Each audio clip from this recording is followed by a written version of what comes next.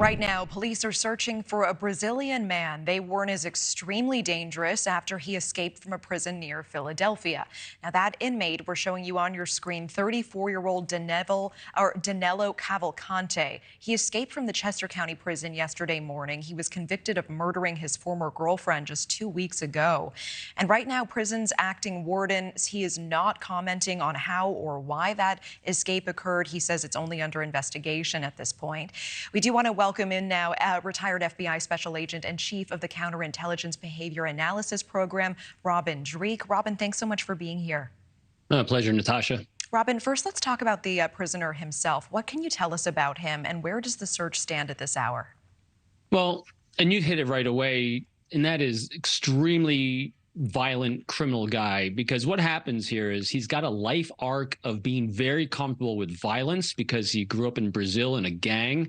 He's comfortable with crime, and obviously he's comfortable with murder. And so that makes him very dangerous to be around. And so that's the first cautionary there. And also he's demonstrated by his ability to escape. He's resourceful as well as opportunist, because that's generally what happens in these kind of cases is they read an opportunity and a vulnerability in a system and in people, and they take advantage of it. And that's what he's demonstrated here early on. Yeah, what can you tell us about this most recent crime that he is awaiting trial for? Yeah, so that was again, it just goes towards the violence and the comfortable ability he has with solving problems with violence means that when you're faced with life's greatest challenges, instead of working through that challenge like a normal healthy brain does, he immediately goes to the violence. And so that's going to happen in every situation he faces right now forward. And I know the prison has yet to comment on how exactly he escaped. You know, the big question in all of these cases, how premeditated was this? Was this just a moment of opportunity? And also, did they have any help getting out? In most of these cases we've seen so far this year, was there outside help, or is this more a situation of opportunity? I know it reminds us of the last one that happened in Pennsylvania where they had the drone flying above, which actually became unrelated, and they didn't have help. And I looked at the stats on this, and they are very clear. In general, people don't have help getting out.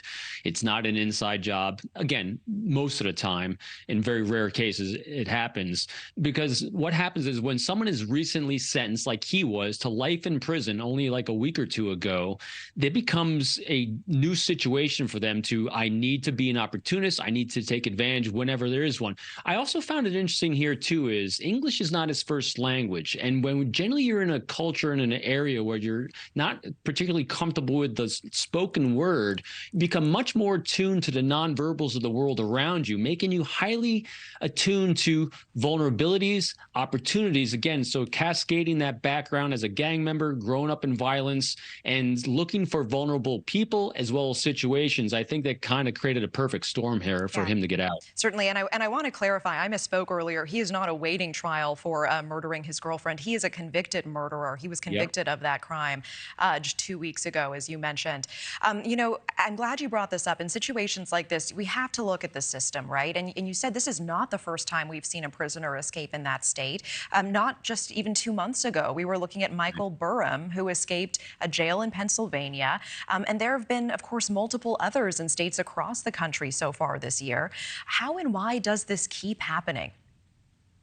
You know, I'm going to keep going to the number one thing we need to do, and that is look at leadership. And here we have a situation where we have an acting warden because the last warden was put on admin leave. Don't know the situation there, can't comment on it. But there's obviously a change in leadership because it all filters down from the top. But also what we face in the country in the last couple of years especially is we have a manpower issue. We have underfunding for technology and maybe infrastructure, because that's how the last convict got out. He got out through basically it's kind of a crack in a wall, basically, where an exercise room, I think it was, because we covered it here. And so when you looking at this in a totality, you got to first look at the top. So you're going to look at leadership and then on down. Where do we need this funding? Where we have a manpower issue? Do we have an infrastructure issue, or is it a technology issue? So that's what we kind of got to look at here. What would your advice be to the people who are in this area? Obviously, they're circulating this mugshot and this other photo that we have telling people to look out. What should they know? Okay, so let's look at him as a person, and him as a person is he's very attuned at targeting the vulnerable, systems and people. So definitely be in a group. If you're going to go outside, go about your normal day, but be vigilant.